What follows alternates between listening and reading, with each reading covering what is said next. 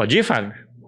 Fala, pessoal, beleza? Estamos de volta aqui no Papo de Cripto e, dessa vez, a gente vai conversar com o pessoal da engenharia que mexeu nessa estrutura toda de criptomoeda, criptoeconomia e tudo mais. Mas antes de eu passar o currículo do nosso colega hoje, que está aqui participando do podcast, eu vou, porque eu vivo falando de livro aqui, né? Eu vou apresentar alguns que eu li, uns que eu tô lendo e que não li, vou ler, para vocês se situarem. Bom, o primeiro deles chama Vida Após o Google, a queda da economia Big Data e a ascensão da economia blockchain. Esse daqui eu tô lendo, beleza? Um que eu vivo falando aqui direto e reto, que é o que o governo faz com o nosso dinheiro, do Rothbard, tá aqui. Não sei se a pronúncia tá certa. Um outro, esse daqui eu não li. Esse daqui eu li todo, o outro eu tô lendo. Um que eu vou ler, que é do Hayek no caso, chama Desemprego e Política Monetária, tá aqui. E um que eu li também, que eu li ele todo, é um do Mises, chama As 6 Lições. Esse aqui é praticamente uma introdução geral em economia, tá bom? Agora vamos pro podcast em si. Nosso entrevistado é o Neil Paiva Tiso. Ele é doutor pela Faculdade de Engenharia Elétrica e Computação da Unicamp, fez parte dos estudos na Alemanha, mestre pela mesma instituição e graduado em Engenharia Elétrica pela Universidade Federal de Uberlândia. Ele trabalhou como engenheiro de automação na Alcoa, membro da Comissão de Apoio ao Programa Socioambiental, quer dizer, foi membro da Comissão de Apoio ao Programa Socioambiental da Cooperativa de Catadores de Material Reciclável de Poços, avaliador de cursos do MEC, membro da Associação Brasileira de Engenharia de Produção e do comitê editorial da revista Abacus. Ele é professor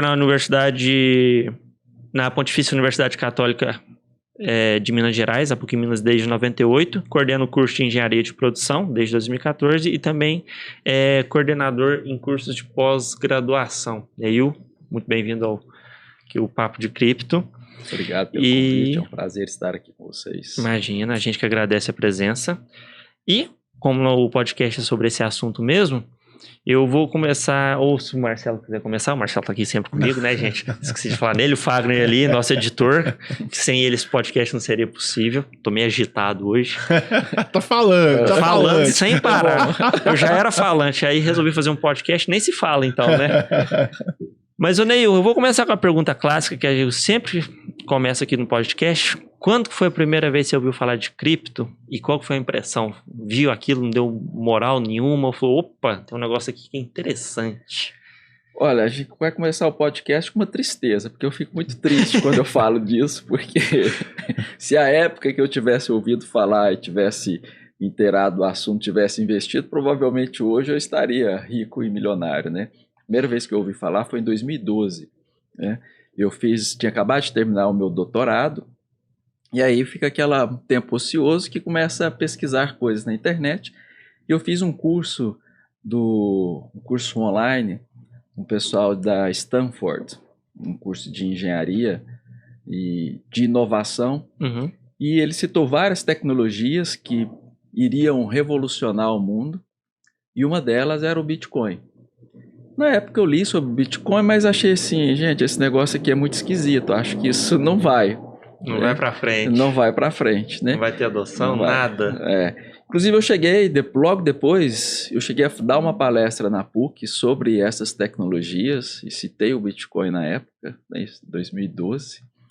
Mas eu mexi um pouquinho, mas confesso que eu não me interessei no momento. E aquilo ficou até um segundo momento, por volta de 2016, 2017, onde um amigo meu, que não tem nada a ver com tecnologia, fazendeiro, falou que estava investindo em Bitcoin.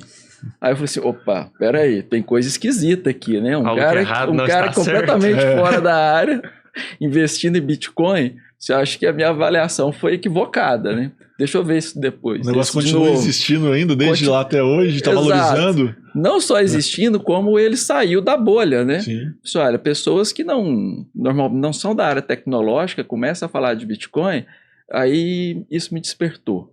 Né? Eu falei assim, é melhor eu dar uma olhada nisso novamente. Né? Mas é isso, então é uma tristeza saber que... A gente compartilha dessa tristeza. Podia ter pagado centavos de dólar, às vezes, de real num Bitcoin quase, né? Não sei quanto se eu tivesse comprado 10 R$10, eu estaria rico, né? Sim. Eu lembro uma vez, tem um site, é uma corretora, na verdade, aqui no Brasil, que ela chama Alter. E ela coloca assim, desde 2011, se você tivesse investido quanto você teria hoje? Na época, tudo bem que o Bitcoin estava mais de 300 mil. Se você colocava lá que investiu R$10.000, se eu não me engano, você tinha quase 5 bilhões de reais. Se tivesse 10 mil em 2011. Exatamente. Se em 2011 você tivesse colocado R$10.000 em Bitcoin, hoje você tinha mais de... não era milionário, você era bilionário. Uhum. Aí eu olhava e falava... Meu Deus, por que Dá aquela dor no peito, né? Socorro. Mas aí, eu entro e voltando um pouco, eu acho que é um pouco também da mentalidade nossa de brasileiro. A gente ainda não tem muito essa forma de arrojar em investimentos outros. A gente arroja muito em negócio próprio. Você coloca Sim. o seu dinheiro todo, você é demitido ou sai da sua empresa, você coloca todo o seu dinheiro num negócio, porque é seu sonho. E esse é o negócio, em tese, mais arriscado de todos. Sim. Mas a gente não tem muita cultura de arriscar, por exemplo, em bolsa de valores, que é um pouco mais arriscado. E em Bitcoin, então, fala, não, eu vou investir num negócio que eu não sei nem o que vai acontecer e o que é. Então é justificável e plenamente normal passar pela nossa vida e não investir, porque é a nossa mentalidade também. Talvez diferente de um americano ou de alguém mais arrojado, mas nós brasileiros não somos tão. Então esse seu amigo fazendeiro, ele é mega arrojado, porque ele em 2017, mais ou menos ali, que você comentou, ele investiu em Bitcoin, que ainda era uma época, ainda não estava naquele boom espetacular, já estava começando a ser difundido. Mas o boom mesmo veio em 2019, 20. Ah, foi. O 20 21. Foi 20, é verdade. É. Mas aí em 2016 você começou investindo, foi indo, e hoje você continua. Ou você saiu do mercado? Em 2016 eu investi, aí eu comecei a gostar do jogo, né? Depois que esse amigo... Ele realmente é um cara fora da caixinha, né? Ele é um cara muito visionário, empreendedor. Não é à toa que ele estava investindo em Bitcoin, porque ele já fazia isso, já fez isso a vida inteira, né? Uhum. Mas em 2016 eu comecei a investir, isso foi até 2018, quando teve a grande bolha, final de 2017, né? Teve uma grande bolha, né? Bateu o recorde, né? E em janeiro de 2018 caiu um tanto, né? E aí eu comecei a investir até janeiro de 2018, tive sorte porque eu acho que eu vendi no pico, né? Falei assim, gente, esse negócio não vai durar, e ganhei uma certa grana nessa época. E depois fiquei parado um tempo. Eu acho que eu falei assim, eu acho que eu joguei toda a minha sorte ali, e como houve um crash depois, eu falei assim, eu acho melhor ficar de fora disso. E aí eu acho que eu fiquei mais de um ano fora do negócio, acompanhando diariamente, mas fora, e com medo daquilo ser uma bolha de novo.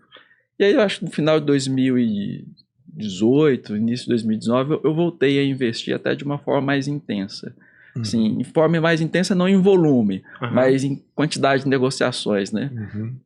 E ficou mais intenso o day trade? Ficou mais intenso, e aí não só com Bitcoin, como eu comecei a olhar para as altcoins também, né? Sim. Comecei a me interessar por esse mercado. Qual foi uma que te interessou, fora o Bitcoin? Fora o Bitcoin, eu tenho olhado muito a DOT, a Polkadot, né? A Axis, a Engie, né? Essas moedas aí de jogos, né? A Link é outra que eu acho interessante. A Coti. Qual que é essa? Eu não recordo. Coti eu também não sei. A Coti é o quê? Bom, eu não me lembro de cabeça o projeto dela. É o né? projeto blockchain? A Solana. Solana, sim. A Solana, né? A Ethereum, obviamente, né? É a segunda mais valiosa e inevitável. E fico procurando também algumas... Aquela que vai te transformar em milionário também, né? Fala, essa você aqui... investe $1 e compra lá 2 milhões de moedas. É um bom investimento, não dá pra negar. Sim, porque é uma moeda que vale 0,0000, sei lá, centavos de moeda dela. De real. De real também. Exatamente, aí você compra realmente R$100 e você fala, nossa, fiquei milionário com essa moeda. Facilita comprar a unidade inteira, né? Sim. Quando dava pra comprar do Bitcoin lá, os 100 milhões de satoshis, mas... Você comentou que às vezes triste. Você trabalha com tipo um trade do Bitcoin, ou você mais compra e mantém ela em carteira? Eu só gosto mais de manter. Tá. Eventualmente eu faço trade, né? Eu fico acompanhando quando eu percebo, é mais um feeling, que eu não fico fazendo muito estudo gráfico e nem muito estudo. Eu coloco lá, atinge um pico, eu sempre coloco para vender, né? Entendi. Alguma coisa. Se cair, né? Coloca um stop loss lá, né? Mas a maioria das vezes é buy and hold. Né? Agora, uma pergunta saindo um pouco do Bitcoin, entrando nessas altcoins. Por exemplo, Ethereum, que é a mais famosa, que é uma rede. Você acha que essa rede, ela comporta, talvez, essa transformação do mundo físico que a gente vê, principalmente você que trabalha nessa área de engenharia de produção, ou essa parte toda, você acha que tem como agregar uma coisa com a outra, ou você ainda não vê isso? Olha, eu acho que talvez essa seja a pergunta mais interessante, né? Eu não tenho dúvidas, eu acho que essa economia vai substituir ou vai ficar muito próxima da outra, as duas vão caminhar em paralela com igual intensidade de importância e monetária. Né? Tenho ouvido muito falar no processo de tokenização da economia. Né? Isso está acontecendo, eu acredito que isso será um caminho sem fim, né? Que é o processo de usar o blockchain para a economia girar. Né? Então, muitos projetos estão indo nesse sentido. A maioria dessas altcoins tem trabalhado com isso, né? De você tokenizar a sociedade, né? Ou pelo menos a economia.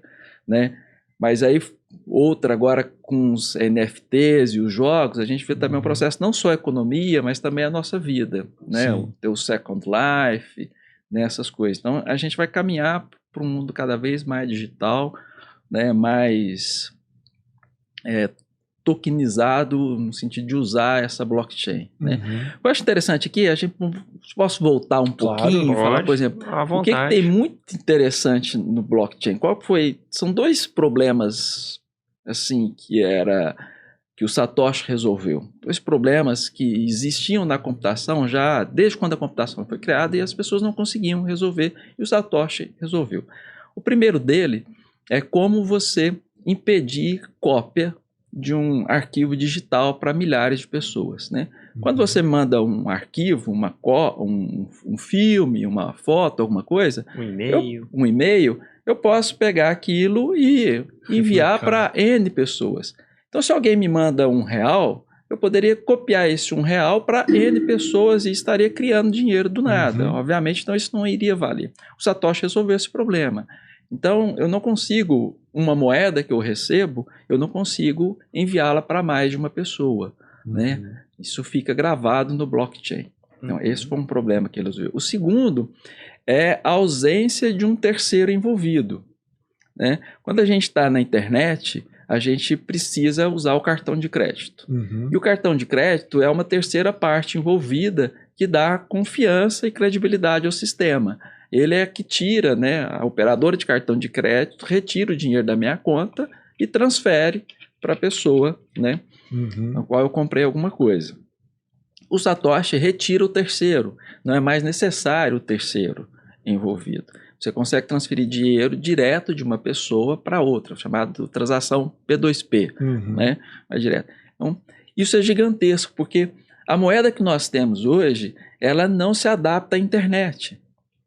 Né? Porque ela precisa de um terceiro envolvido. Sim. Não é a mesma coisa, eu vou na padaria comprar um pão, eu tiro da minha carteira e passo direto para o caixa, não tem terceiro envolvido. Não precisa do banco ir lá falar que eu realmente dei, né, paguei por aquele pão ali. Sim.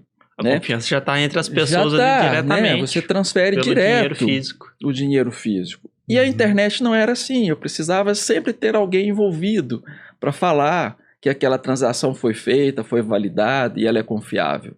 O Satoshi resolve isso. Né? Você consegue transferir dinheiro agora, P2P, de uma pessoa para outra, sem o terceiro envolvido. Então, é por isso que eu acho que vai ter que ir por esse caminho, porque não existe você pensar no futuro da internet. Eu preciso ter essa confiança no mundo virtual, que é a mesma que a gente tem no mundo presencial. Sim. Eu preciso fazer transação P2P aí. Então, evitar intermediários. Inventar intermediários. Cortar o custo, né? Sem dúvida alguma. Né?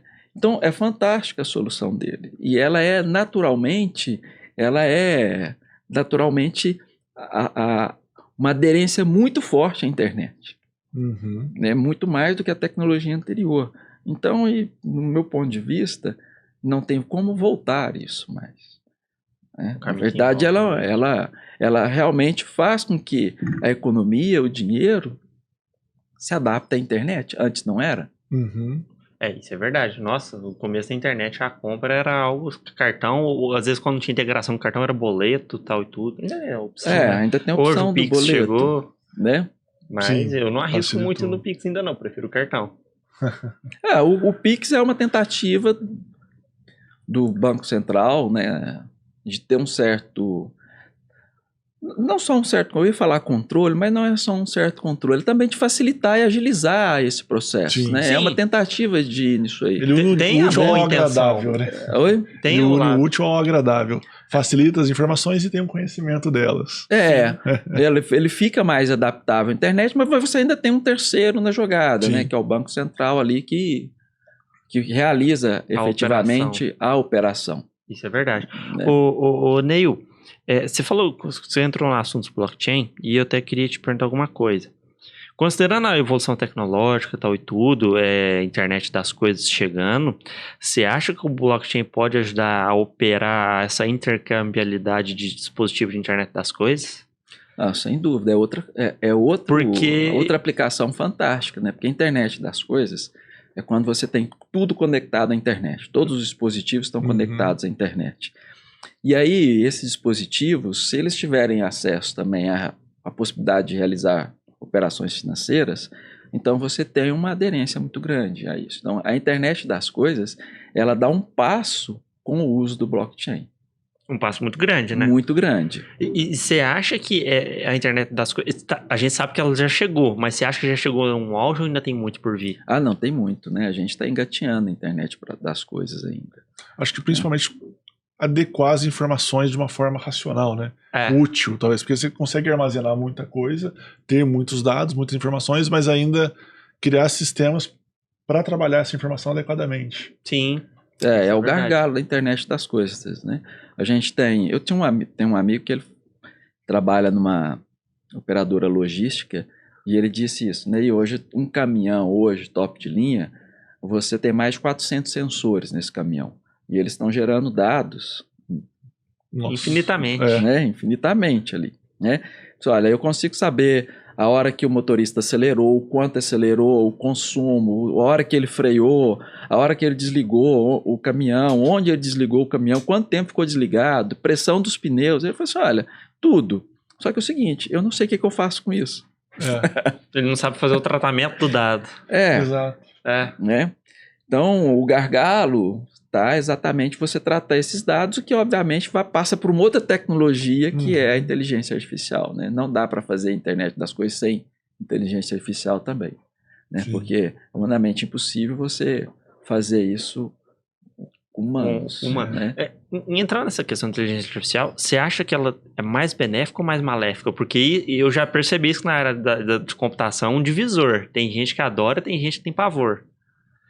O que você pensa nisso? De que lado que você tá? Qual lado da força?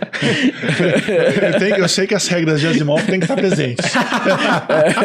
Isso eu sei. Preceito básico, né? No mínimo, eu espero. Você vê alguns gurus do Vale do Silício falando, tira isso daqui, cuidado com isso. Alguns falam, não, usa que vai dar certo. Bom, se as regras de Asimov estiverem presentes, forem respeitadas, eu acho que tudo bem. O meu medo, o meu temor é que não seja, né? Eu confesso que eu fico vacilando. Por ser da área de tecnologia e ser fascinado pela tecnologia, eu gosto muito disso. Sim. Mas eu tenho uma preocupação social muito grande. Eu não sei até onde nós podemos ir. Deixa eu fazer um parênteses aqui. Tem uma versão do filme... agora até esqueci o nome. Como que chama aquele que ele foi costurado de várias partes diferentes? O Frankenstein? Frankenstein, né? Tem um filme de 2001, 2003, agora fugiu o diretor, que conta na história que ele está fugindo, né? O criador foge da sua criatura, né? Do Frankenstein, e aí ele vai para alto mar e ali ele conta a história para o capitão do navio. O capitão do navio, ele tem o objetivo de ir até o Polo Norte, ele seria a primeira pessoa a pisar no Polo Norte, e a população já está cansada, está com problema de chegar, ele está insistindo, e aí ele faz o resgate do Frankenstein, fugindo da sua criatura, né, e conta toda a história. Aí no final da história, o monstro, né, chega, que não é o Frankenstein, né, é o médico, né, ele chega lá, e aí ocorre o desfecho final, mas no final do filme o capitão vira para a sua população e fala assim: vamos voltar para casa.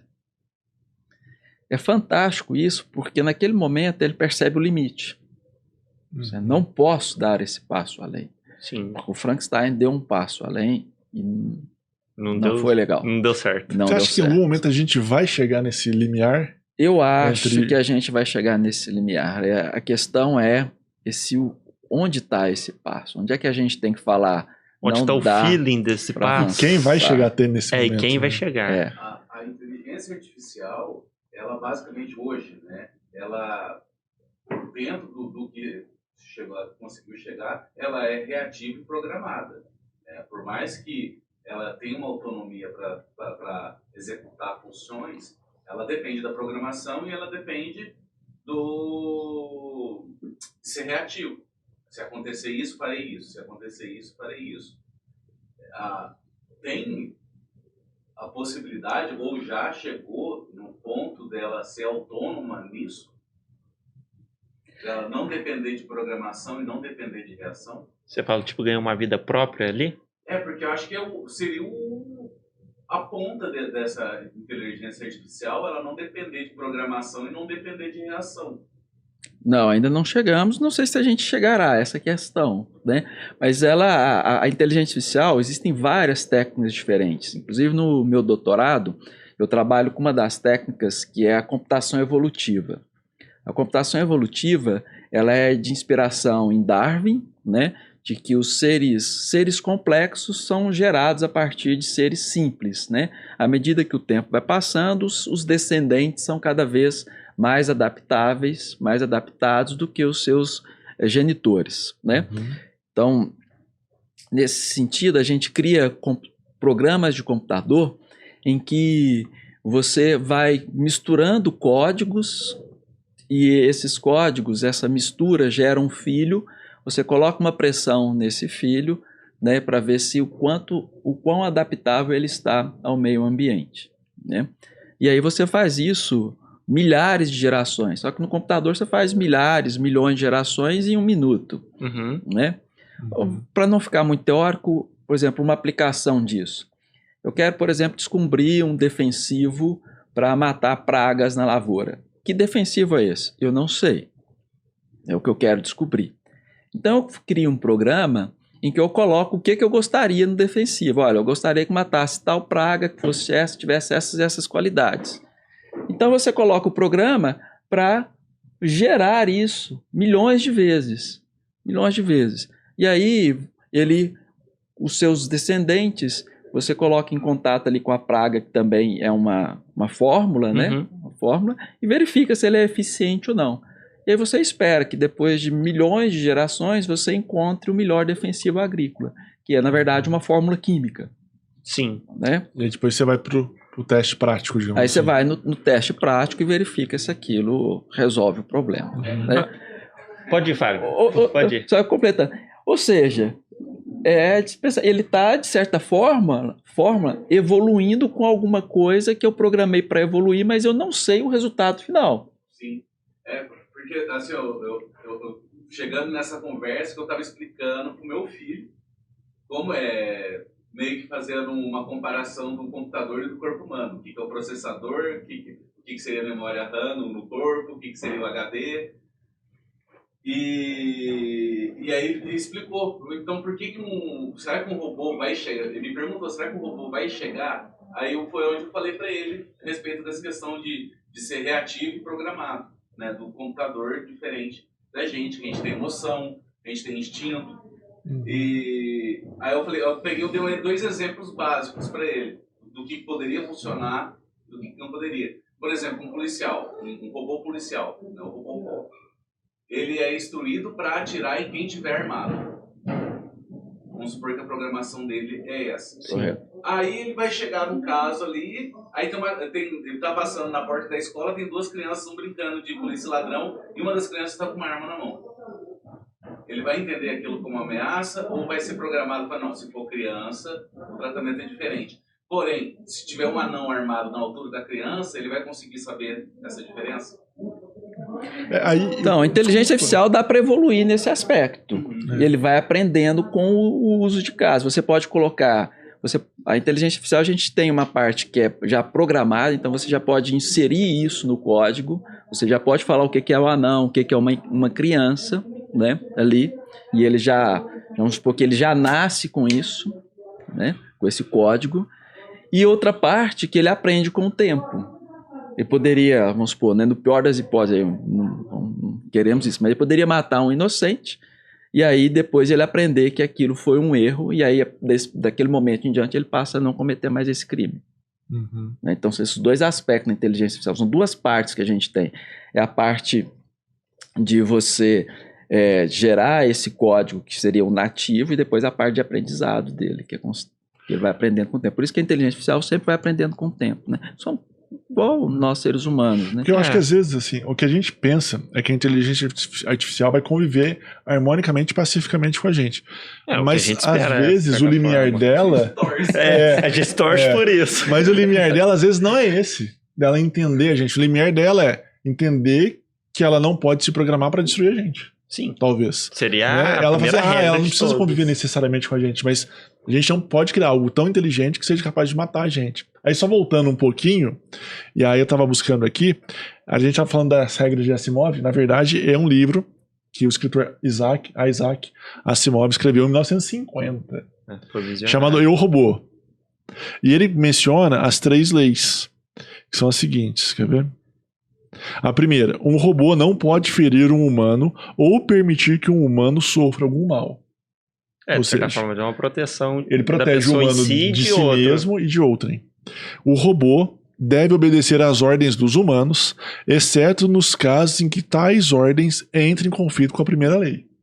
Então o robô tem que obedecer ao ser humano, exceto se for para causar um mal a si mesmo ou a um humano.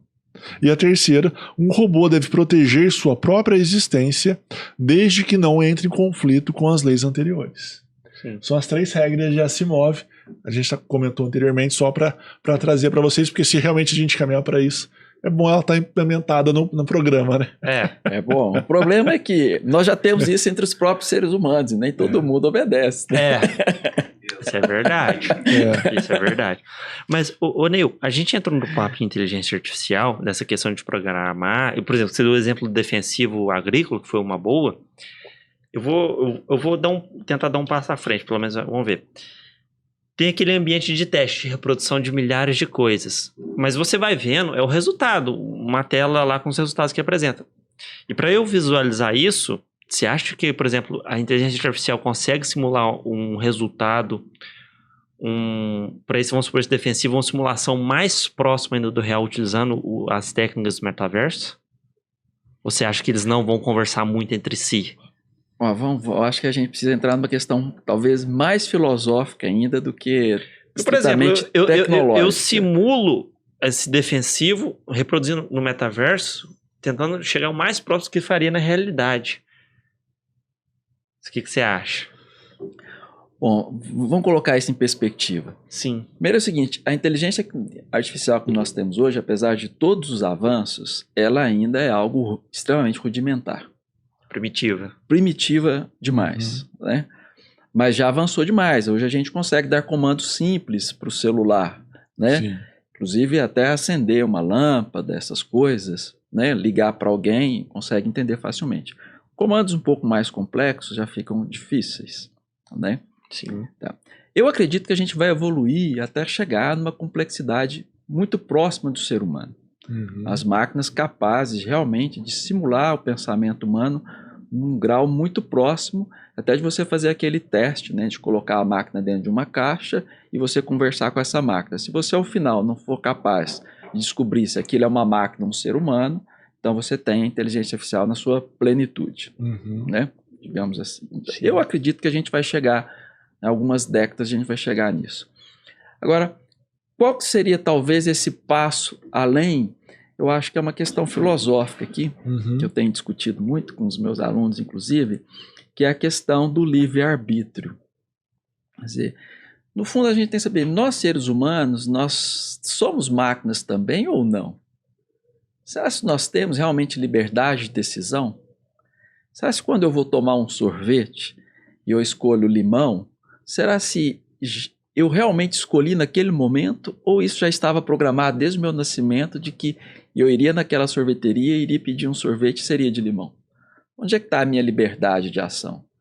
Será se talvez a gente não conheça todas as variáveis envolvidas nesse Sim. processo, Sim. né? E isso dá a sensação de que a gente é livre para escolher o sorvete de limão naquele momento. Mas será se realmente eu sou livre ou isso já estava pré-programado desde o meu nascimento? Essa é uma questão fundamental. Porque as máquinas, elas não têm capacidade de livre-arbítrio. Sim. Não têm, e eu acredito que jamais terão.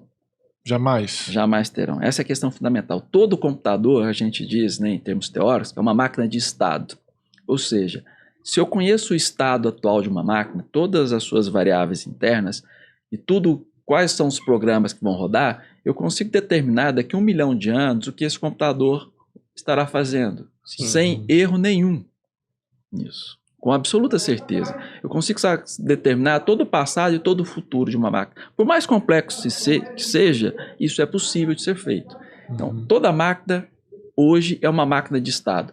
O grau de liberdade dela é 0. Inclusive, quando a gente vê sorteios de números, né?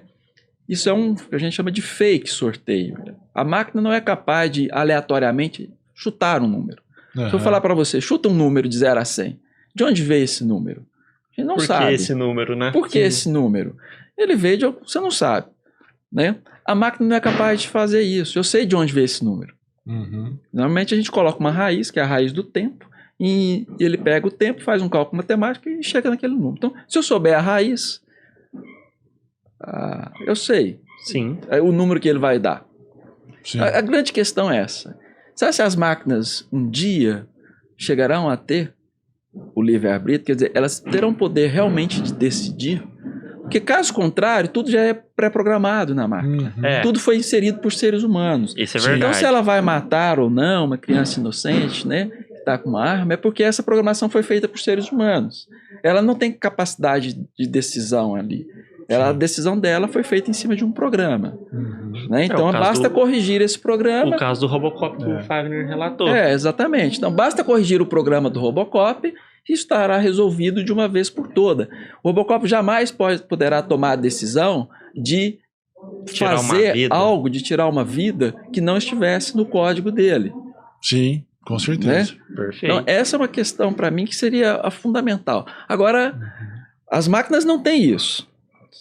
Então, a pergunta é, será que um dia elas vão ter? Isso remete à nossa pergunta. Será que nós temos? Uhum. Sim, exatamente. É verdade mesmo. Ou a gente pode ter num grau que a gente simplesmente desconhece quais são as variáveis que estão envolvidas no nosso. Por que eu escolhi o sorvete de limão? Será que é realmente algo completamente aleatório ou se isso já estava no meu Sim. código genético? Ou pode ser um código genético, ou você pode ter sido influenciado pelo meio também, né? É. Que a gente comenta muito, que até o Steve Jobs ele falava assim, as pessoas não sabem o que querem porque nós ainda não criamos o que elas querem. Isso é verdade mesmo. Então, às vezes esse negócio do sorvete de limão, brincadeiras à parte, é porque às vezes você viu uma propaganda, alguma coisa te direcionando a esse consumo. Sim. E aí você foi consumindo achando que era sua liberdade, sua vontade, mas já era uma programação de publicidade e marketing te direcionando para aquele negócio. E que eles falavam, antigamente tinha muita mensagem subliminar em comerciais, né? Que era um negócio descarado para você fazer aquilo. Aí tanto é que foi proibido. Perceberam que na nossa programação cerebral, essas mensagens realmente davam um efeito muito forte em você. Mas ainda hoje existe cor de propaganda, tipo cor vermelha, cor azul, tudo remete a alguma coisa. Isso tudo te influencia, mesmo que a gente ache que não. Não, Pois somos livres de escolha. Será mesmo? Exato, mas aí volta mais, por exemplo, se eu vi um outdoor com sorvete de limão, sabe se eu estava programado para ver esse outdoor ou não? Isso me Essa é a lembra. questão. Então a gente vai, a questão é, vou voltando até Onde está a origem da minha decisão? Isso me lembra agora o Matrix 4, que ele é como se fosse um pré-filme da trilogia clássica, como mostrou o Neo lá. Sem spoiler, hein? Vou ter que dar um spoiler pequenininho. Spoiler pequeno, então. Tô aqui fazendo assim, velho. Não, eu não vou contar. No final eu colocar a máquina vence. Não, o final eu não conto, não. Mas o comecinho só. Porque ele mostra ele lá, com essa questão do livre-arbítrio que você falou. E aí, o filme deu aquela sensação de que mostrou que o Matrix era um jogo. E o Neo, no caso, ele era o programador do jogo. Trabalha com uma empresa lá, que eles inventaram o nome. E aí, se você pensar na trilogia clássica, quando ele sai do Matrix, dá a impressão de que ele foi desconectado. Ele vê o mundo, ele veria o metaverso, que seria essa Matrix. Só que no quarto é como se fosse um pré-filme. Então entra essa questão que você falou. Que mesmo de fora do jogo, como mostra no último filme, ele ainda fica nessa questão de que eu posso ou não posso.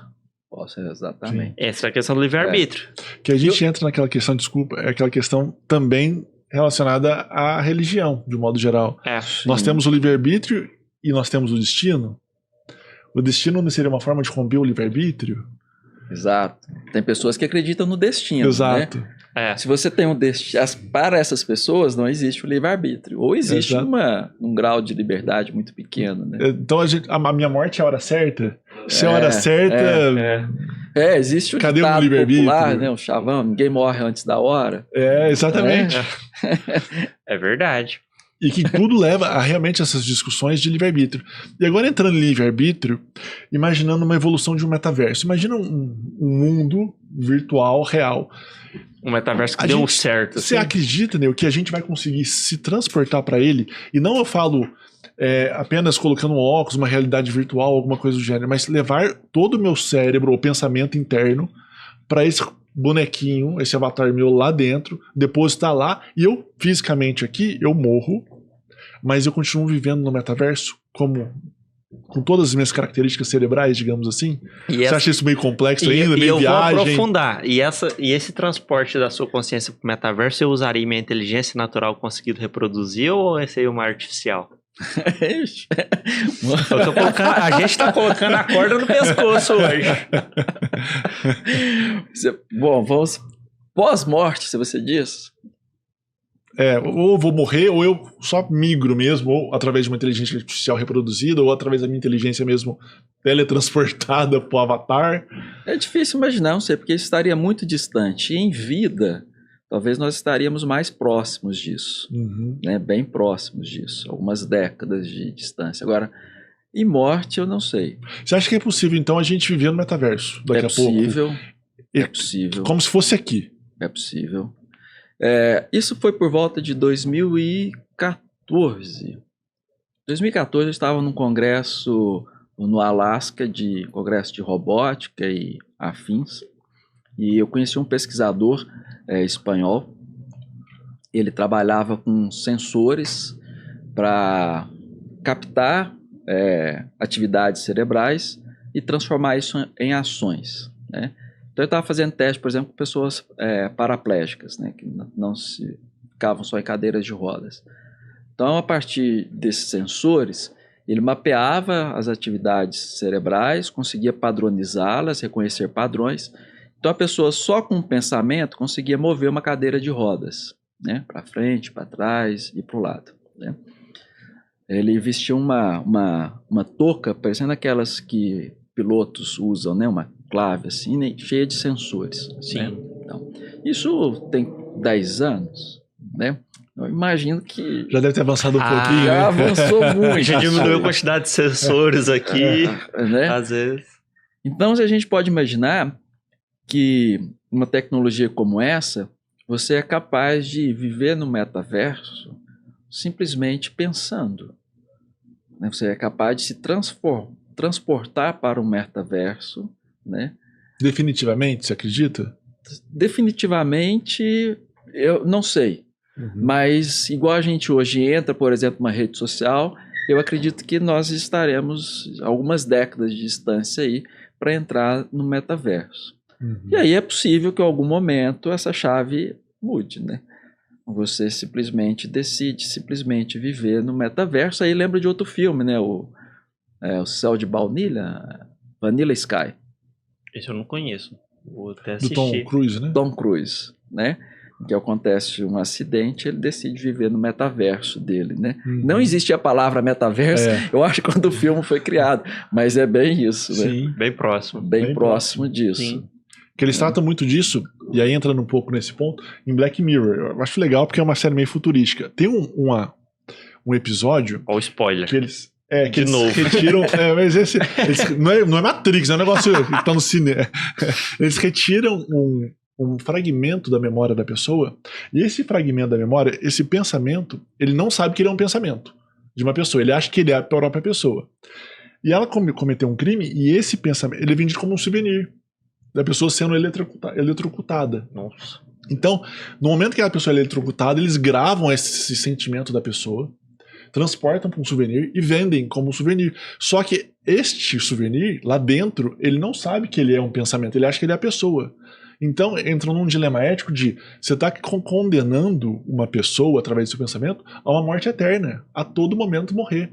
Isso aí tá pior que mitologia grega, eles falam. Uhum. Porque na mitologia grega a pessoa vai, morre, né? Encontra os deuses. Trem lá que brigaram com os Zeus. Mas eles comentam isso, falam assim, então o fragmento que retirou, parte da sua memória foi retirada, e não se percebe que é só parte da sua memória. Acha que aquele momento é real, e que ela está vivenciando aquele momento. Nossa. Então ela fica morrendo a cada 15 segundos, 10 segundos, ela morre de novo. É uma E tortura aí pega isso. aquela aflição anterior ao choque e o posterior. Então, e fica se repetindo. E aí eles começam a falar, aí eles falam, não, mas isso aqui não é a pessoa. Mas, em tese, o fragmento da memória não sabe que ela não é a pessoa. Acha que está vivenciando aquele momento. Claro que eu tô dando aquela viajada de Black Mirror, mas não tá tão longe, às vezes, em algum momento a gente está desfragmentado da gente e não tá percebendo isso. É possível que isso aconteça, né? E aí eu acho que toda vez que você entra nesse assunto, o dilema é esse, né? Quantas vezes se pode morrer? Uhum. Porque se você é transportado, vamos supor que você morre, é transportado para o metaverso, você coloca isso registrado em cartório, não vai haver cartório nessa época, mas... No Cartório blockchain. virtual. Registra no blockchain, morri. Que eu vou me transportar para o metaverso e lá eu terei uma vida eterna. E se você se arrepender? Eu te faço uma pergunta nessa. Baseado no que você falou, Fábio, na questão de que você fez uma pós em... como é que é? Ocupação? Recreação e lazer. Até que ponto o uso do metaverso e essa vivência total no metaverso é saudável? Porque o mundo real é esse? O que você acha? Exatamente. Até que ponto isso vai ser saudável, né? Até que ponto? Obviamente tem muitas vantagens. A gente pensar no mundo corporativo, isso é fabuloso, né? Sim. No mundo corporativo, muitas coisas dão certo. Fabuloso. Até no mundo educacional, né? A gente pode, por exemplo, facilmente assistir uma aula em Cambridge, na Colômbia hoje, que seria trabalhoso e custoso, né, para a gente fazer. Agora, a partir de qual momento, é sempre esse último passo, a partir de qual momento a gente vai se transportar para isso de uma forma definitiva? E se pode ser feito isso, né? Uhum. Existem que... Na verdade, eu acho que há uma desassociação muito grande entre a tecnologia, a engenharia e o nosso mundo físico aqui. As pessoas da área tecnológica, elas estão a 1000 por hora. Elas estão simplesmente criando tecnologias, né, e colocando isso para ser usado, né, para as tecnologias serem usadas. E não está havendo uma discussão social do quanto que a gente quer isso, do quanto que isso é benéfico, do quanto que a gente gostaria de ter isso. Uhum. Não há. O que nós estamos fazendo aqui hoje é uma ilha nisso tudo. E até mesmo a gente não está discutindo também os preceitos filosóficos e morais disso. Jurídicos. Né? Jurídicos, né? A sociedade não está discutindo isso. A gente está aceitando de uma forma muito passiva tudo isso. Sim. Né? Então, até que ponto isso é benéfico? Vou dar um exemplo trivial, mas para a gente entender. Por exemplo, hoje em dia, cada um de nós aqui nós devemos ser filmados mais de 100 vezes durante um dia. Tranquilamente. Tranquilamente, mais de 100 vezes. Né? Na nossa casa, no trabalho, na rua, nós estamos sendo filmados o tempo todo. Como que isso começou? Com um discurso de segurança. Não é? Olha, vamos filmar, porque se acontecer alguma coisa, a gente tem as imagens para tirar as dúvidas. Né? Então, nós aceitamos as câmeras com o discurso da segurança. Sim. Mas, ao mesmo tempo, nós estamos abrindo mão de toda a nossa liberdade. Ninguém mais hoje consegue ir de um ponto A ao ponto B sem ser reconhecido por essas câmeras, sem ser visualizado por essas câmeras. A vigilância é grande. A vigilância é grande, né? A gente já tem fatos conhecidos, por exemplo, na China, que eles estão usando isso de uma forma muito intensa, para até vigiar pessoas. Então, nós estamos aceitando isso de uma forma muito passiva, né? Porque a gente compra o discurso da segurança, mas esquece que nós estamos vendendo a nossa liberdade. Que é um discurso muito bem vendido, diga-se de Muito passagem. bem vendido. Né? Muito bem vendido. Então, até que ponto nós discutimos isso? Será se não haveria outras formas de fazer segurança? Eu não tenho dúvida de que as câmeras dão segurança. Não é essa a questão. A questão é, estamos dispostos a abrir mão da nossa liberdade em troco dessa segurança? E essa é a única forma de se fazer segurança? Não existem outras? Ou a própria segurança deveria sofrer uma censura por ela mesma? Não é? Então, a troco disso, hoje em dia, né, nós somos filmados centenas de vezes no nosso dia a dia. Se a gente gosta disso? E a questão é, hoje tudo bem, está só sendo filmado, mas inteligência artificial, internet das coisas, daqui a algum tempo, você é totalmente mapeado. Sim. Sim. Né? O histórico de localização do Google. O Google tem nosso histórico. Nossa, ele sabe onde eu vou Né? mais Quer dizer, que e tudo. quando isso cai, por exemplo, num governo autoritário, Sim. quando isso cai na mão de extremistas. E hoje há um governo autoritário e a gente não percebe. Na verdade, não é bem um governo, mas, por exemplo, o Mark Zuckerberg é um governo no Facebook, no Instagram. Sim, é um Se ele governo estabelece que você paralelo. vai ser Um governo banido, paralelo mesmo. você vai ser banido e pronto. Ah, mas você vai fazer o quê? Não vai fazer nada. Você foi banido, tchau, pode ir embora. E aí, e brincando com esse metaverso, talvez tenha que ter alguma coisa no físico, hoje, para alimentar o nosso metaverso, para que ele continue existindo. E quem vai estar aqui no controle? Será que essa pessoa, ou esse grupo que vai entrar no controle, não pode influenciar a minha programação lá dentro? Então, é isso. Aí entra aquela questão sua, eu tenho livro aberto ou fui programado, né? E, por exemplo, você falou, as engenharias criam tecnologia à disposição da sociedade, e o quão difundido, por exemplo, às vezes não sei aqui na PUC também, essa criptoeconomia, esse metaverso está difundido dentro da universidade? Não, apenas em nichos ainda. Em né? nichos? Em nichos. Apenas Algum projeto? dentro do pessoal da tecnologia, principalmente o pessoal da área de computação, né? Ciência de computação, engenharia de computação, essas áreas mais afins ligadas. E mesmo dentro dessas áreas, em alguns nichos. Sim. Né? Estão fazendo isso. Né? Isso ainda precisa ser expandido para toda a sociedade, principalmente para discutir essas coisas. Né? Até onde nós queremos, ou o que nós queremos, né? Voltando ao caso das câmeras de segurança, será se seria necessário, não havia uma outra alternativa a fazer isso? Então é preciso discutir isso, a sociedade tem que começar a discutir isso. Sim. Sim. Né? E é um tema complexo que a gente não tem noção muito das implicações às vezes. A gente trabalha muito no raso, às vezes, as questões. E, por exemplo, que a gente está comentando, será que o metaverso vai ser alimentado por alguma coisa? Como é que vai ser? As pessoas tendem, vamos para lá. Vou viver eternamente lá. E aí, por exemplo, eu tô lá. Tô vivendo 1000 anos, 10 mil anos, sei lá. Aí eu cansei. Será que eles não podem falar assim, não, você não é que você cansou, você se deprimiu. Então eu vou criar um programinha aqui para você não se deprimir mais e continuar vivendo aqui. Tudo pode acontecer, né? Pode Tudo, mesmo. exatamente, né? Lexotan. Exatamente. Não é? Você tá triste, peraí. Eu fiz essa questão da pergunta da universidade pelo fato daquela ideia raiz da universidade, centro de produção de conhecimentos e inovações. Aí me surgiu essa questão, como você dá de engenharias, me veio coisa. Uma curiosidade agora, você já comprou algo com cripto? Não, algo real não. Uma água que seja? Não, Não? nada. Tá. Eu acho que o cripto ainda não está sendo muito difundido como algo para ser comercializado, como uma moeda, porque as pessoas ainda estão na fase de acumulação. Eu acho que é uma tecnologia muito incipiente e está muito mais ainda em especulação, né, do que efetivamente algo usável, né? Entendi. Existem muitas transações. Quando eu estive, por exemplo, no Alasca, eu vi lojas que aceitavam Bitcoin lá, mas existem problemas ainda, principalmente com o Bitcoin, né? Falar exclusivamente do Sim. Bitcoin para ser aceito, né? Primeiro que o valor dele, a cada dia é um valor diferente. Então, como é que você pode fazer uma transação se você não sabe quanto que vai custar daqui a 10 minutos? Não tem uma Como é que você estabilidade. compra, por exemplo, vamos pensar em termos macro, né? Como é que você pode exportar uma saca de café em Bitcoin, fazer um contrato se você não sabe o valor desse Bitcoin daqui a uma semana? Não dá. Você faz um contrato de safra, fala, ó, então tá, vamos fazer porque o Bitcoin tá subindo. Aí na hora que você vai entregar a safra ou na hora do pagamento, caiu absurdamente. O que você vai fazer? E realmente a volatilidade está muito alta ainda. Acho que talvez um dia, talvez isso se estabilize um pouco mais, ou crie-se alguma outra coisa para se estabilizar, mas hoje ainda vira muito reserva de valor. Você fala, não, eu quero o Bitcoin, acredito no futuro dele, mas hoje eu ainda aposto nele como valorização apenas.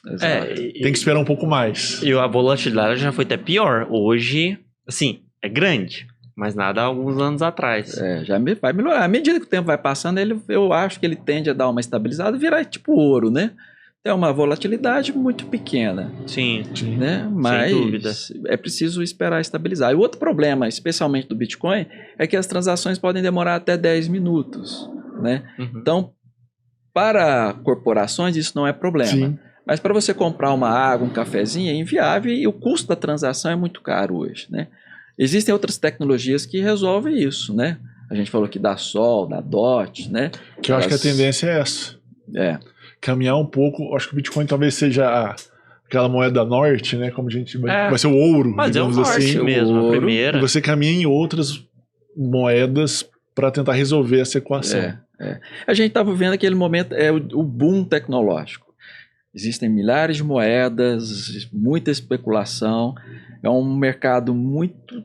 É criança, né? Muito jovem ainda, né? Tá sendo Esse mercado ainda ainda vai se sedimentar. A maioria dessas moedas vão morrer, outras serão criadas. Né? Às vezes a moeda que vai existir no mundo forte nem existiu, nem existe ainda. Né? Então vai acontecer isso. Muitas pessoas vão falir, muitas vão ficar ricas durante esse caminho aí. Isso é verdade. Tem que colocar, falei que você falou, e tem que colocar que a moeda norte, como a gente vai descobrir o fim dela só lá em 2140, a gente não vai estar vivo lá, ela pode dar errado. É uma possibilidade. Eu não sei. Em que sentido você disse? Por exemplo, o Bitcoin se provou uma reserva de valor muito boa a longo prazo, na questão econômica falando. Mas como o último centavo dele vai sair só em 2140, o norte que ela pode ter dado, às vezes pode falhar com essa evolução até lá. Que, por exemplo, são mais de 100 anos até 2140. As inovações podem mudar muito. Sim. Pode ser que seja daqui a 20 anos seja uma tecnologia ultrapassada. Sim. Pensando pode ser nisso. O risco tecnológico. Sim. Né? Pode ser. Mas o caminho vai ser para ir. Mas o caminho será esse. Não, sim. Eu acho um risco muito pouco provável de acontecer dele dar errado. Eu só coloquei um risco que tem que ser listado. Eu diria por esse lado. É um risco, porque é o que a gente estava comentando. Às vezes a moeda que vai ser a mais poderosa e a que vai prevalecer no mundo, talvez nem exista ainda. Exatamente. Baseado no que você disse mesmo. E substitui o Bitcoin. Sim. Ou talvez não. Ou talvez não, caminhem juntas, igual o Neo falou, são economias paralelas, né? Sim. Mas o que a gente tem hoje? Hoje se acredita muito no Bitcoin como uma moeda para o futuro. Então, tem duas coisas a serem analisadas aqui. Uma é o Bitcoin como moeda, né? E a outra é a tecnologia que está por trás do Bitcoin, que é o blockchain. O blockchain, como eu disse aqui no início, né? Ele tem coisas maravilhosas que eu acho que deve demorar muito para surgir algo revolucionário, que jogue o blockchain por terra. Sim. Né? Então, eu acredito que o blockchain vai se sustentar por muito tempo ainda. Né? Agora, as moedas, essas vão nascer e morrer à vontade. Né? Se o Bitcoin vai continuar daqui a 100 anos, eu não sei, mas o blockchain, ele tem uma vida longa. Não sei se também 100 anos, mas ele tem uma vida longa, muito mais longa do que talvez o próprio Bitcoin. Sim, pensando por esse lado, pelo fato da aplicabilidade ser maior, para muita coisa. Porque o blockchain pode ser aplicado para tudo, né? Olha, tem gente fazendo blockchain para tudo. Né? Inclusive, por exemplo, né? Rastreabilidade de produtos. Né? Então, um cara lá na Europa compra uma laranja, um compra o nosso café aqui de Poços de Caldas, ele consegue rastrear toda a cadeia produtiva, saber de qual pé que foi colhido aquele Qual Bitcoin, grão qual de grão, café, consegue fazer tudo grão isso. tipo de exportação, café arábica. Isso você dá muito valor ao seu produto. O cara, por exemplo, um europeu que dá muito valor a produtos naturais, sem agrotóxicos, você consegue fazer esse rastreio. Sim. Né? Talvez ele esteja até disposto a pagar mais por isso. Né? Possível, É sem possível. dúvida alguma. Então é uma Vale a aplicação. Às Vale. vezes, Vale a Né? pena você mesmo. tem uma segurança, mesmo com um custo maior, te traz uma segurança maior também. É possível. é algo a se pensar. Não, verdade.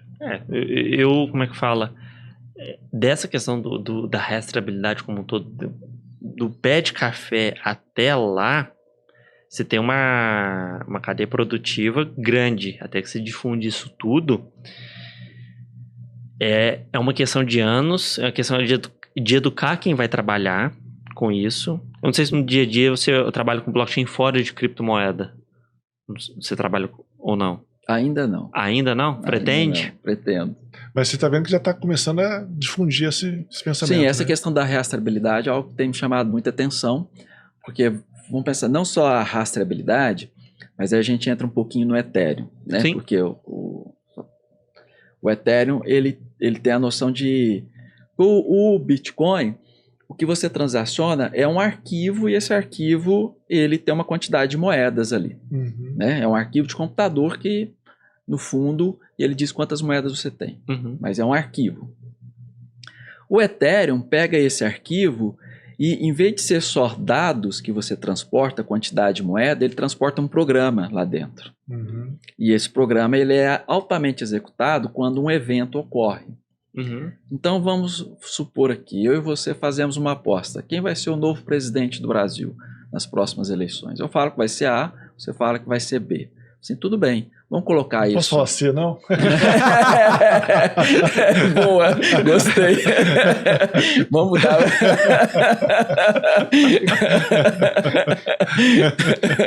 Esse sentido de socorro. Gostei dessa. Mas voltando ao A e ao C. A gente pega isso. A gente escreve um programa de computador colocando essas nossas apostas e coloca na blockchain da Ethereum. Uhum. E a gente coloca o juiz ali também. Quem é que vai ser o juiz? Olha, o juiz vai ser o site do TRE no dia tal, no campo tal. Eles vão lançar lá quem foi o presidente. Então esse é o nosso juiz. E a gente coloca isso no blockchain hoje. Então, quando acontecer as eleições e sair o presidente, isso é automaticamente executado. Se a gente apostou R$1.000, ele é automaticamente tirado da sua carteira e vindo para mim ou vice-versa, dependendo. Não tem calote. Não tem calote, não tem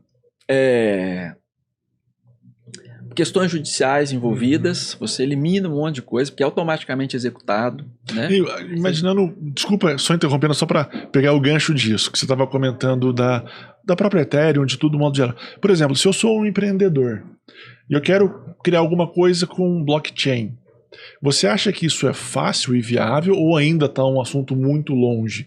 Dos pequenos empreendedores, de modo geral. Dos pequenos ainda está longe. Está longe. Está longe. Principalmente a gente tem que falar também em termos de Brasil, né? Sim. A gente ainda tem...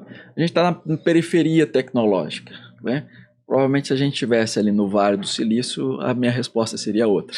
Tá falando, não, já estamos começando, né? Se estivéssemos em Londres, né? Uhum. A resposta seria outra. Mas aqui no Brasil ainda você precisa montar um time muito especializado, difícil de ser montado.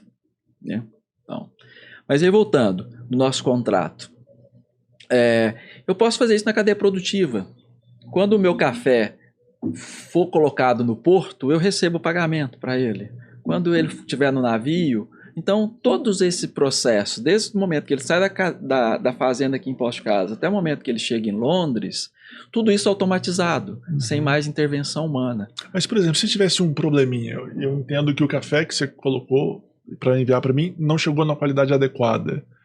Não teria uma discussão, eu teria que discutir depois, então, talvez. O pagamento já foi feito. Tudo isso depende de como é escrito esse contrato. Né? Pessoal, só para situar, o contrato que o Neu tá falando é um contrato inteligente, né? O contrato É um Ethereum. contrato inteligente, só para situar aqui. Contrato Ethereum, né? Dentro da blockchain da Ethereum. né? Então isso é uma Entendi. aplicação Então, na verdade, vai ter que passar pela gigantesca. pessoa. O juiz vai ser uma pessoa que tá lá no porto, talvez. Ou Pode ser. Pensando no caso do café, você vai ter que ter a constatação visual, e da qualidade da bebida. Aí a gente volta a falar da internet das coisas. Sim. É. Ou Não a é? própria máquina. A internet das coisas certifica de aquele café, né? Uma máquina, uma Sim. filmadora ali, um robô. Olha, esse café realmente está na qualidade do que o contrato exige, e ele dá ok Você e faz o pré-aprovou. pagamento. Sim.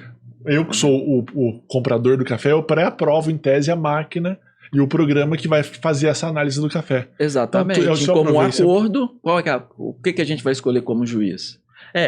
Você tá amarrando o jurídico no digital também, que é essa questão do contrato. Exatamente. É muito detalhado. Agora vamos perguntar um negócio que o Ciro vai se preocupar agora, hein? Ai, meu Deus. Mas que... só fazer um detalhe, Tá. que aí volta aquela internet, aquela pergunta que você me perguntou, como que a internet das coisas se beneficia disso? Por exemplo, com os do contratos blockchain. inteligentes? Sim, Né? é verdade. Ah, desculpa interromper. Não, que isso. A Imagina. preocupação é que a brincadeira, toda vez que a gente fala de contrato, a gente começa a caminhar para uma coisa de escassez de profissional, ou, na verdade, profissional em abundância, nesse caso em específico. Você acha que com essa difundindo esse contrato inteligente, a quantidade de advogados tende a ficar em excesso, tende a acabar a profissão?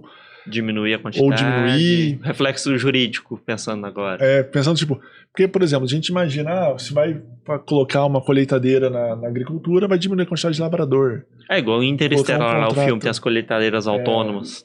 Colocar um contrato, todo mundo começar a adentrar na rede Ethereum, outras redes relacionadas para contrato inteligente, tende a acabar com discussões judiciais, acabar talvez com advogado e juiz, mas não todos, óbvio, de um modo grande. Você acha que vai haver essa diminuição? Vai haver uma mudança considerável, né? Eu acho que essa interface entre o jurídico e a computação, talvez surja até um curso novo aí, né? Quem Sim. sabe? Possível. Possível. Eu acho que muda muito a profissão. Muda, né? Muda muito, significativamente. Pode haver ainda os juízes, né, de forma clássica, vai haver ainda, Para alguns né? casos. Para alguns casos. Ou você acha que talvez nem para outros, nem para, tipo, por exemplo, um assassinato. Chegou as provas, chegou os fatos, uma inteligência artificial vai decidir se é culpado ou inocente? Ou você acha que não, isso Olha, ainda é meio... Eu vou dar um Meio spoiler. longe, Na né? China eu vi uma aplicação disso para pequenos delitos.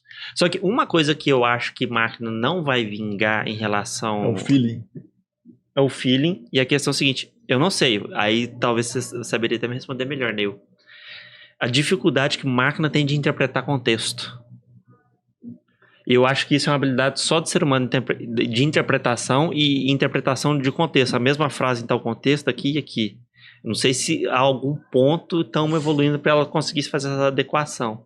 É aquilo que a gente comentou algum tempo atrás, né? A inteligência artificial ainda é muito rudimentar. Sim. Essa parte de contexto ela não consegue entender. Mas eu não tenho Às vezes dúvida uma que palavra simples. vai evoluir, ela vai conseguir entender esse contexto. A ironia. E isso o sarcasmo. não muito É. distante, né?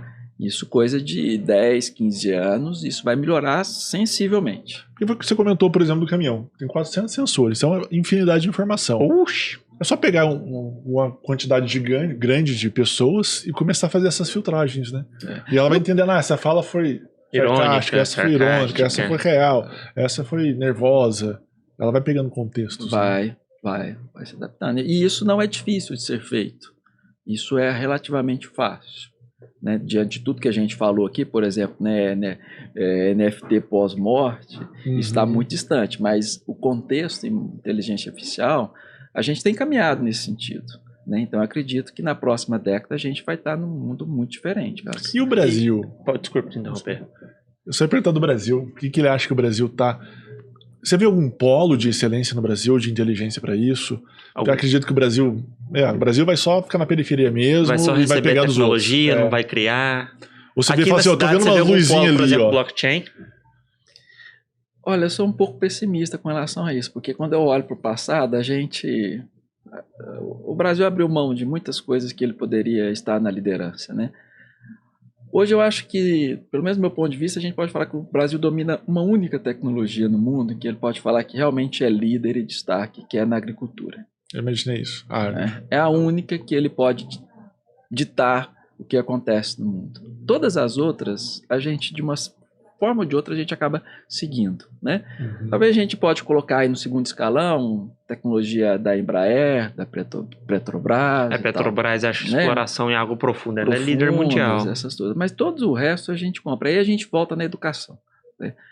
A educação tem um papel fundamental nisso. Qual que é o papel do Brasil no mundo? Ele passa pela educação.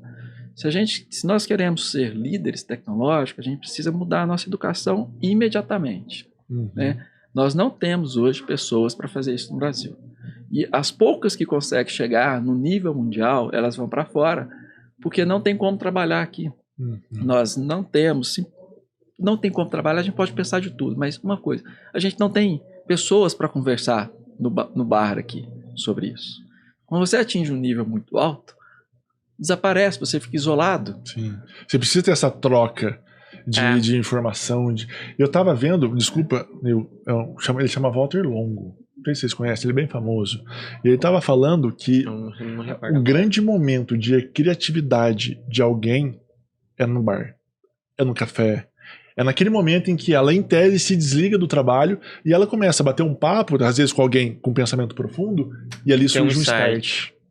Ele fala, então, o modelo de teletrabalho, ele fala, acaba com a criatividade, com a produção das pessoas. Tem que ser talvez um modelo híbrido, alguma coisa, porque a pessoa precisa dessa interação Sim, humana sim. com colegas de profissão para que surja esses insights, essas ideias, essas resoluções de problemas. Sim. Que é o que você comentou, né? Eu acho que a gente caminha para uma divisão de trabalho nesse sentido. O trabalho presencial vai ser elitizado. Porque exatamente o presencial é que ocorre isso, as interações. Aquele trabalho que é mais braçal, esse vai para casa, vai virar home office. Não requer muita interatividade, muita capacidade de raciocínio e tal. A gente vai criar uma divisão nesse ponto. Se você ainda quer subir na carreira, principalmente jovens, escolha o presencial. Isso seria talvez o único conselho que eu vou dar. Um conselho. Não, pode dar outros conselhos. Obviamente não para todas as áreas, não sei se para todas as Sim. áreas, né? Mas principalmente eu acho que esse contato é fundamental. À medida que a idade avança, uma pessoa já de 40, 50 anos, no meu caso, eu poderia facilmente ir para o home office sem perda, porque as minhas interações já foram feitas. Humanas, né? Entendi. E eu posso mudar, mas quem não fez isso ainda, precisa fazer. Não tem outro jeito. As sacadas, né? As sacadas às vezes surgem de momentos aleatórios. Aleatórios, né? Ó, uma coisa importante, por exemplo, tem em Cambridge, na Inglaterra, na universidade, na cidade que tem a universidade, ela tem um pub chamado Eagle. É um pub histórico, porque ele acompanha, é onde os acadêmicos, professores e alunos costumam almoçar, jantar, tomar cerveja ali no Eagle. E na Segunda Guerra ele também se transformou numa base ali dos aliados, né? Então tem muita mensagem de soldado no teto, ou seja, é um lugar icônico. Peculiar. Mas ele é fundamentalmente marcado porque o Kirk e o seu companheiro, agora me fugiu o nome dele, que descobriram a dupla hélice do DNA, eles anunciaram no pub. Olha. Nossa, eu não sabia disso. Que louco. O anúncio foi feito no pub, quer dizer, você vê a importância da confraternização humana diante da criatividade. Sim. Né? Sim, sem dúvida alguma. É fundamental. E entrando um pouquinho, saindo um pouco disso, entrando no que você comentou, até para os jovens, você acredita que, não é claro que não é para cravar, mas é um momento de reflexão. Faculdades ou cursos relacionados à TI vão demandar uma grande mão de obra para o futuro e a gente está meio escasso disso? Sim. Isso já vem há décadas, essa falta de mão de obra de TI. Né? Você abrir um site, por exemplo, Stack Overflow, que é um site que todo mundo que programa utiliza, que ali você tira dúvidas e tal, e ele tem uma vaga de emprego. Existem milhares de empregos no mundo inteiro. Qualquer pessoa que faz TI hoje, ela decide onde ela quer trabalhar. E quanto quer receber praticamente? Quanto quer receber, sabe? Então, essas várias áreas de TI sempre tem vaga. Sempre tem. Você escolhe hoje. Então, para o jovem que está na dúvida, fala assim, olha com carinho essa, né? Não Olha, que ele vai fazer, mas olha, olha com carinho. Um cara, eu falo assim, um jovem hoje que decide ir para a área de programação e fala inglês, ele escolhe onde ele quer trabalhar depois de formado. Mas, Nil, aí isso volta naquela questão que você falou que tem que mudar a educação. Qual que você acha que é um ponto-chave, pelo menos o primeiro passo, não chave. Isso, sempre que é a mudança principal, a gente tem reflexões no caminho. Mas qual que você acha que seria um primeiro passo para mudar essa educação e melhorar? E tipo assim, destravar o gatilho. Um primeiro passo. Olha, são tantos passos que... Não, mas o mínimo que seja, eu não te falo aquele... Não, esse é o inicial, mas pelo menos o primeiro. Se você pudesse falar assim, ó, eu posso mudar uma coisinha. Por exemplo, exatamente, o Marcelo colocou melhor do que eu. Eu, Marcelo, acho uma coisinha, educação financeira. Toda criança precisa ter educação financeira. Precisa entender o valor do dinheiro, como é que funciona, endividamento, essas coisas. Trabalhando devagarinho. Isso é uma outra questão, mas a educação financeira seria esse importante. seria o meu toquezinho. Eu acho que o problema é mais embaixo ainda. Sim. Ele é muito... Não, muito mais. Não resta dúvida. Olha, eu vou falar assim, eu recebo alunos, e eu dou aula para primeiro período, já há muitos anos. Eu recebo alunos que eu fico pensando assim, o que a escola fez com esse aluno? Completamente estragado. Um aluno sem criatividade, sem capacidade argumentativa, sem capacidade de análise, de síntese.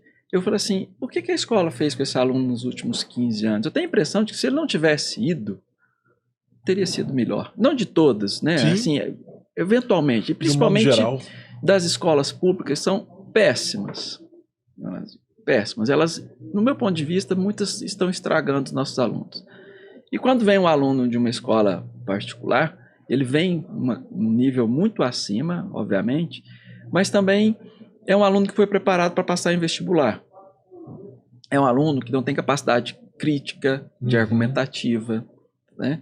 Ele tem uma capacidade de análise e de síntese talvez melhor, de memorização e tal, melhor. Mas não é um desejável. Aluno, não é o desejável. O senso crítico baixo ainda, né? Muito. Talvez. A capacidade de você desenvolver uma ideia e defender essa ideia de uma forma racional, usando argumentos razoáveis, isso é muito raro da gente se ver em alunos que entram na universidade. Ao longo do tempo isso melhora, a gente consegue, né? Graças a Deus, a gente consegue dar uma alavancada muito boa, os alunos saem bons, né? Que bom. Mas muito abaixo, porque se os alunos já entrassem prontos, eles sairiam voando. Exatamente. Aí nós poderíamos competir de igual para igual com os outros países, né? Porque, querendo ou não, a mentalidade empreendedora ajuda muito.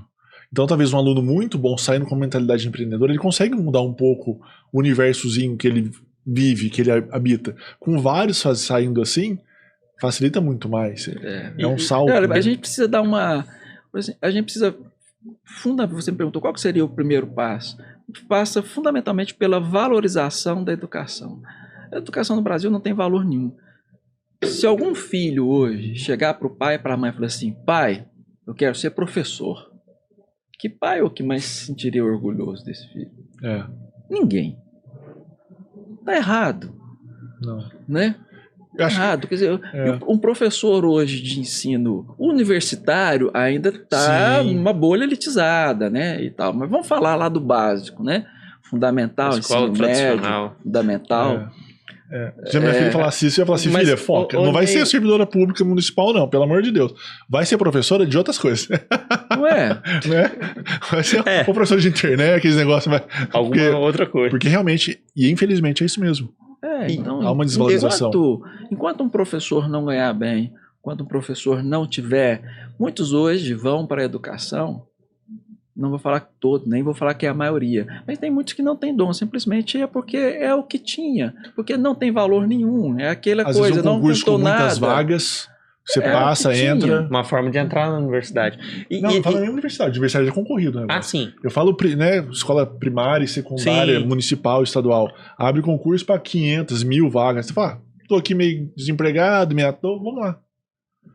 E levando isso para a faculdade, agora levando essa análise para a faculdade, você acha que a faculdade também está estagnada? Que, por exemplo, muitas pessoas de sucesso profissional abandonaram faculdade, principalmente nos Estados Unidos, e na sua área mais ainda, que deu aquela alavancada, aquele pensamento, a faculdade já não está respondendo o que eu quero, porque eu tenho a sensação, olhando por mim, que o que deixa a escola privada e a particular no mesmo nível, no mesmo nível, é que as duas não respondem mais à sua vocação profissional. E o que leva a particular a ser melhor que a pública é que a particular te garante que você entra na universidade. Mas aí volta naquela questão, ela não te responde o que você quer profissionalmente, porque a quantidade de gente também que troca de curso quando entra é enorme. Sim. Então, são várias coisas que a gente tem para analisar na sua pergunta. Você diz se ela responde ainda, porque muitas pessoas abandonam, né? Provavelmente você está se referindo aí a Bill Gates, a Steve Jobs. Não, sim, esses são os mais conhecidos, mas no dia a dia nosso também, de vez em quando a gente encontra a pessoa que saiu da faculdade e deu certo. Bom, existem algumas pessoas que são gênios, né? Esses Sim. não precisam. Sim. Né? Vamos deixar esses de lado, porque... Deixa Steve São Jobs, os Bill pontos Gates fora pra lá. da curva. esses são fora, são muita exceção, né? Sim. Mas vamos falar um pouquinho desse fato que você comentou, de as pessoas mudarem muito de curso e tal. Existe um filósofo chamado... Minha memória hoje está ruim, hein? Eu vou lembrar durante a minha fala. Ele criou o conceito de mundo líquido, Bauman. Bom. Sim. Né? O conceito de muito líquido em contraposição ao mundo que era sólido. O mundo sólido é aquele que tem formas muito bem definidas, né? Sim. O seu pai, meu pai, meu avô, eles já sabiam o que iam ser da vida, né?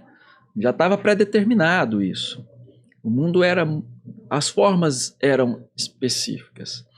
O mundo líquido então tem mais forma, né? Ele adquire a forma daquilo que o contém, né? Então, essa juventude hoje, eles estão nesse mundo líquido, né? Quer dizer, é por isso que a gente vê muitas jovens sem saber o que fazer na profissão. Não sabe se faz direito, se faz ciência da computação. Faz medicina. Porque o mundo hoje é Vira líquido. astronauta. Nesse contexto, eu concordo com você, talvez a universidade ainda não esteja preparada, porque quando você entra, por exemplo, para fazer um curso de direito, aquilo está muito sólido ainda. A gente está ainda num mundo de direito de 20, 30 anos atrás, né? Uhum. E agora não mais. Por exemplo, sabe como é que o direito dialoga, por exemplo, com os NFTs? Sim. Isso é muito, quer dizer, você precisa do direito, você precisa entender ciência da computação, você precisa entender sociologia, psicologia. Então, uma série de conhecimentos que hoje são difíceis de você obter em cursos que foram rigidamente formatados, né? Uma grade fechadinha. Uma grade fechada, determinada. E isso é muito difícil de se fazer, porque nós, professores, nós também viemos do mundo sólido. Como é que a gente passa para esse mundo líquido? É muito difícil pensar isso. Eu nem sei se é possível. Eu acho que somente as próximas gerações é que vão criar isso. Uhum. Talvez então a gente veja realmente as universidades mudarem completamente a forma de ensinar. Algo que seja muito mais próximo desse líquido, uma flexibilidade curricular muito maior, né? Sim. Você tem. E que aí permitam às pessoas realmente encontrarem o seu nicho de mercado, né? Porque o futuro também vai ser assim, não vai mais precisar do advogado clássico. Em alguns casos, sim, mas em vários outros serão coisas novas, problemas novos, que não foram ainda contextualizados, não foram pensados. Então eu preciso dessas pessoas. Então, no meu ponto de vista, esses jovens que não sabem o que responder, eles simplesmente são reflexo disso. Uhum. E não é ruim. Na verdade, é bom.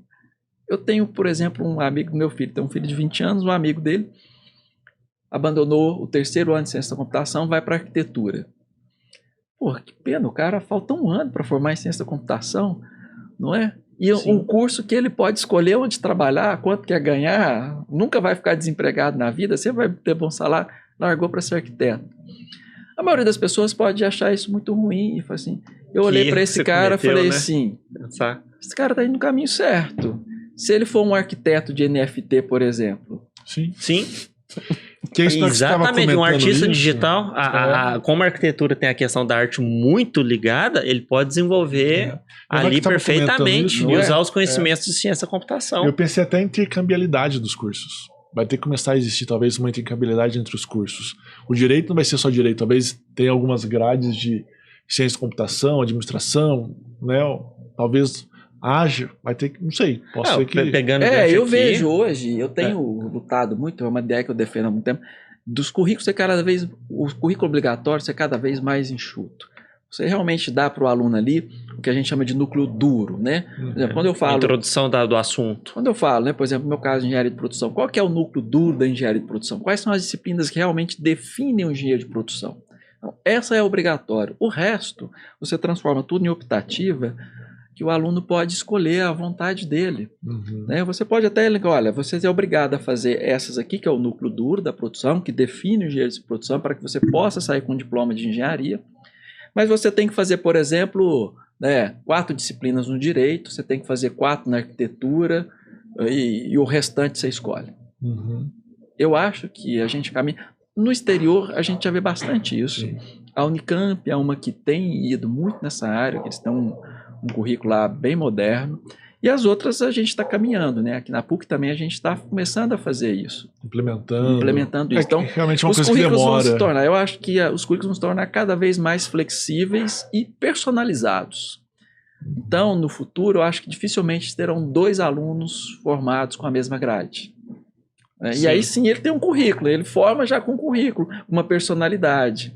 Que é o que todo mundo fala, né? Aí você busca a individualidade do indivíduo com suas qualidades e defeitos para que ele se aprimore. Fazendo nessa fusão de curso, por exemplo, e levando para a NFT que você falou, eu teria um curso com...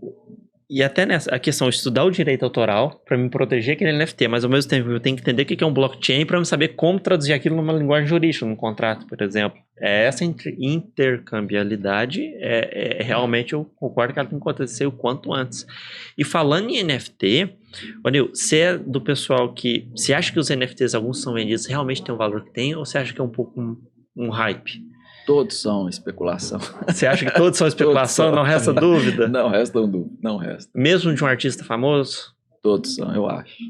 Você acha que o mercado de NFT vai despencar daqui a algum tempo? É possível. Eu acredito mais nisso. Entendi. Ou pode ser que suba, mas virou arte, né?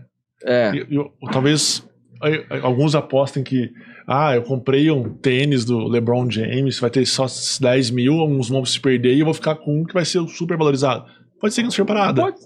Exatamente. E pode ser que daqui a 100 anos vire um valor histórico. Claro, foi o primeiro.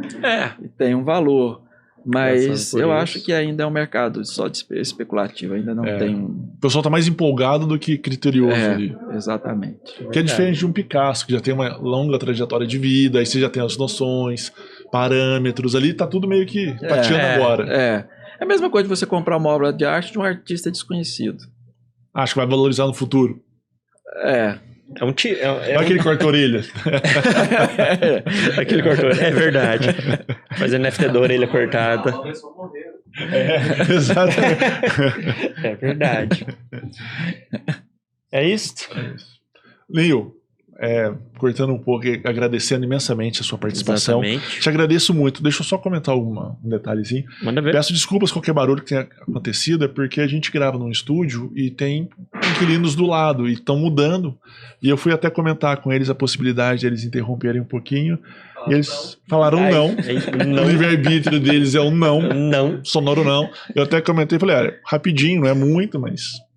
Enfim. Não, Fagner, a gente confia em você. Você consegue. Eu, mais uma vez... mas eu confesso que eu nem percebi barulho. Então a gente estava focado na conversa. Isso é bom. Obrigado, desculpa realmente o barulho. E muito obrigado pela gentileza de ter vindo. Ficamos gratos. Exatamente. Fagner, pode? Pode. Vai lá, você tá empolgadão aí. A opinião dos 3. É o seguinte, pensando nessa questão do metaverso, pensando na questão que as pessoas vão conseguir levar suas criptomoedas, levar sua vida para lá. Aí pensando assim, enquanto você estava falando, eu estava lembrando de alguns filmes, né? Você tem Matrix, você tem A Origem. Nossa, a Origem é fenomenal. A Origem é sensacional, que aí abre até uma outra discussão, né? Que é a questão que, no caso da Origem, é o inconsciente consciente, né? Eles estão dormindo, mas eles têm plena noção do que eles estão fazendo ali nos vários níveis. Sim. Como confiar? Até porque, logicamente, vai ter alguém operando. Como confiar no operador do metaverso, é que tá falando? Porque aí, tipo, ele vai ser o Deus Sim. da parada. Como que você vai confiar? E uma outra questão também, assim, como confiar nos fatores externos. Vamos supor, apagão. Tipo, você tá lá no metaverso, na boa, tranquilo. Deu um apagão. Erupção, né? Sei lá, um terremoto. Terremoto, o quão prejudicial. Vírus. É o risco tecnológico, né? Olha, é uma questão complicada. Vou tentar pensar em alguns caminhos aqui. As criptomoedas, NFTs, as DeFis, né? Algumas, elas são feitas com código aberto, feito por comunidade. Então, não tem uma pessoa que faz o código, né? É uma comunidade que se reúne para fazer o código e sempre é colocado em votação o que será feito, quando será feito, etc. Né? Então, você passa a confiar nessa comunidade. De certa forma, é mais brando do que confiar em uma única pessoa. Né? Quer dizer, não tem um dono mais. Né? Igual o Bitcoin, não tem um dono. E o né? código é completamente auditável. Exatamente. Então, você passa a confiar na comunidade que usa o Bitcoin. Então, o NFT, eu acredito que você vai passar a confiar nessa comunidade. E assim como a gente confia nas leis nossas aqui, a gente está sujeito a uma vida carnal, que a gente vai morrer e tal, a gente vai ter que confiar no NFT. Tá certo que aqui a gente confia num Deus que criou essas leis e basicamente elas não são mutáveis, né? No NFT pode ser que ocorra uma mutação lá do código, mutação seguinte, uma alteração, hackeamento, um risco tecnológico, pode acontecer. Mas fundamentalmente, para mim, continua sendo uma questão de fé. Eu acho que vai existir um backup, tem. sabia? Então, por exemplo, todo dia eles fazem um backup. Aí se deu um problema no dia tal, alguma coisa aconteceu, de repente a gente voltou pro dia anterior. A gente não vai saber que a gente voltou pro dia anterior.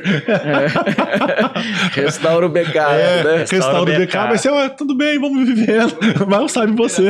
O que aconteceu ontem não aconteceu, não vai acontecer hoje. Exatamente. É o que eu estava falando, máquina de estado, é exatamente isso. Você restaura um estado anterior, então você não tem noção de que voltou. Se tu torou um negócio lá, deu um backup, um vírus, sei lá, então reinicia dali pra trás e embora. Olha. Aí você vai ter que confiar. Eu acho que na empresa, nas empresas, eu acho que os pioneiros, vão sofrer como todos os pioneiros sofrem. Talvez quando o Mark Zuckerberg sofre com o Facebook, coitado, ele tá tentando fazer que a gente esquece que existe Facebook. Então o rebrand lá é violento. É por aí, né? Essa questão dos NFTs pós a morte, eu acho que é muito mais filosófica do que técnica, né? Olha, Fagner, eu nem sei o que responder direito. Você fez uma pergunta boa. Vamos trazer mais gente para isso responder. Eu concordo na linha que o Neil falou desse metaverso ser completamente auditável e transparente, sem dúvida alguma. Só que tem aquela questão também, se ele é completamente auditável e transparente por linha de código, eu tenho que saber, e aí depois eu viro um indivíduo lá, eu tenho que respeitar aquela questão da privacidade do íntimo da pessoa. Aí esse código, você tem que trancar. Você teria que trancar ele. Eu tenho o público da porta da casa minha do metaverso para fora. Mas dali de dentro, aí você entra naquele limiar. Público e privado de novo. Porque aí fica bem difícil, porque pode ter muitas burlas ali dentro. Né? O avatar que você construir no metaverso, de quem que ele é? Teoricamente é seu, né? É seu ou é da empresa? É seu na empresa. Quando você morrer, você vai deixar isso como herança? Exatamente. É o jurídico. Você pode ter o dinheiro lá dentro, seu avatar pode ser extremamente rico, né? Você tem uma vida lá em que você... De luxo. Imagina aquela pessoa isso que vai ter valor, 3 milhões. Vão ter pessoas vivendo disso, e seu avatar é rico, você morre. Para quem que vai? Imagina aquela pessoa que pagou 3 milhões num iate no Sandbox. E se ela morrer, ela tem que deixar de herança esse É um iate pra NFT de alguém. um iate. 3 milhões. E os terrenos, né? Só sem contar terreno, sem contar E a isso. pessoa vai morrer, o iate vai ficar lá. Exatamente. E custou 3,6 milhões de reais um iate lá dentro do joguinho. Pois é, e aí, quando a pessoa morrer, pra quem que fica isso? Tem que ficar pra alguém, né? Senão você Agora, perde. se tudo é com chave criptografada e nem as empresas sabem, E perdeu a chave. se a pessoa morreu, Ela tem que a chave tava. Se ela não tinha essa chave gravada em algum lugar. Não é? Sim. É verdade. Aí é a questão que a gente volta a falar, né? O direito com essa tecnologia. É um assunto para direito das sucessões esse, Vai Marcelo. começar a ter pirata lá no multiverso, porque eles vão começar a pegar esses tesouros perdidos. Sim. É bem possível. Se for possível trazer pra si, apesar que em tese não é possível trazer pra si uma coisa perdida por outro. Ela meio que se perde, né? Exatamente. Mas... Como o inglês lá que perdeu o HD com os bitcoins, né? Esse dói, deve doer no coração dele. Nossa. Então, uma vez perdido, vai continuar perdido para sempre. É verdade. Bom, Neil, você quer deixar alguma mensagem de final? Agradecer imensamente. Meio de contato seu, tudo isso. Agradecer imensamente pelo convite. É sempre um prazer conversar sobre isso. É sempre muito bom conversar do que a gente trabalha, né? Sim. Daquilo que a gente gosta, então, Melhor ainda. melhor ainda. Né? Então, eu só agradecer o convite. Como eu falei aqui, não adianta me seguir nas redes sociais, porque quem me seguir vai morrer de tédio, né? Então, não tem. Tá ótimo. É isso problema. mesmo. Obrigado pelo convite, pessoal. Imagina, a Obrigado. gente agradece. Marcelo, Obrigado, quem Ciro. encerrar, obrigado Não, também. pode ficar à vontade. Não, pode encerrar hoje. Vai você. Eu? Eu sempre encerro. Hoje eu passo bastão. Obrigado, pessoal. Muito obrigado por mais um Papo de Cripto. Agradeço imensamente a companhia de vocês e fiquem com Deus. Tchau, tchau. Tchau. That's all, folks. Deu tempo ainda. Show.